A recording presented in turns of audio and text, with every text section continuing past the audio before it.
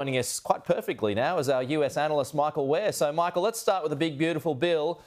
I mean, obviously they're going to talk it up. It's a big spending package, increased spending at the border to increase security. There's tax cuts on the way. Comes at a cost, though.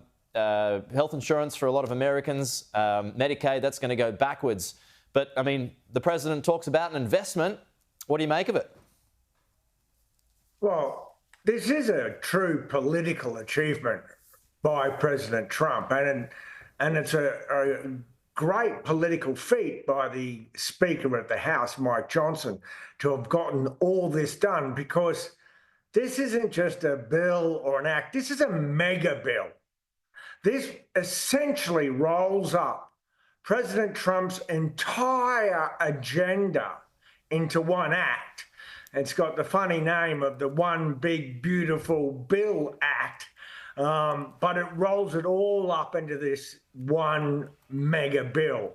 Now, its philosophy is the Republicans traditionally attack Democrats for they tax and spend.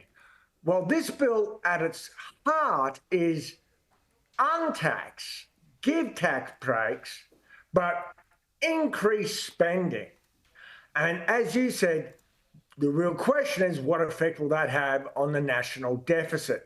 And there's arguments about that. The independent Congressional Budget Office says it's going to add about $3.3 trillion more dollars to the US national deficit.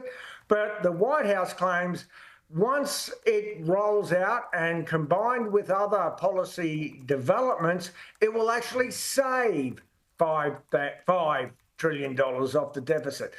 We'll never know until this bill comes into effect.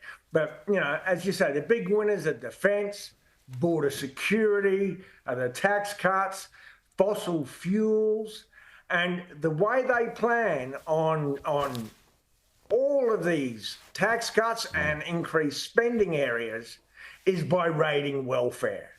And Medicaid is health insurance for the poor.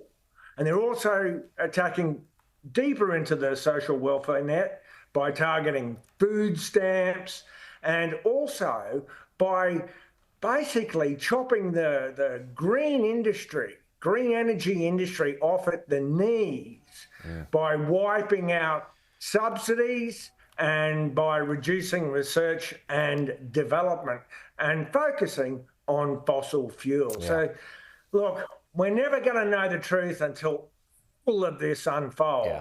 Let's go to the, I mean, he was taking a few questions then, as he always does, the president. I mean, he's obviously talking up the big, beautiful bill, but talking down his phone call with Vladimir Putin overnight, saying didn't get very far on the Ukraine war. Well, yes, and that seems to be the case. Even Fox News is reporting it as Putin rebuffs Trump, vows to press on with war. So they talked for about an hour. It's the sixth time they've spoken directly this year. But as the president just said, he got nowhere with the Russian president. So really, Putin isn't backing down and he's making no apologies. And that leaves President Trump in a stalemate. And particularly given that 2 days ago, President Trump just said, no, we're pausing certain weapon supplies to Ukraine. Weapons that are already sitting in Poland ready to cross the border.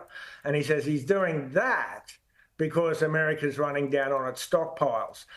The result is that further entrenches Putin's intransigence when it comes to any negotiation. So really, one could argue this was, 1-0 in this call to Putin. All right. Michael Ware from LA. Appreciate that. Thank you.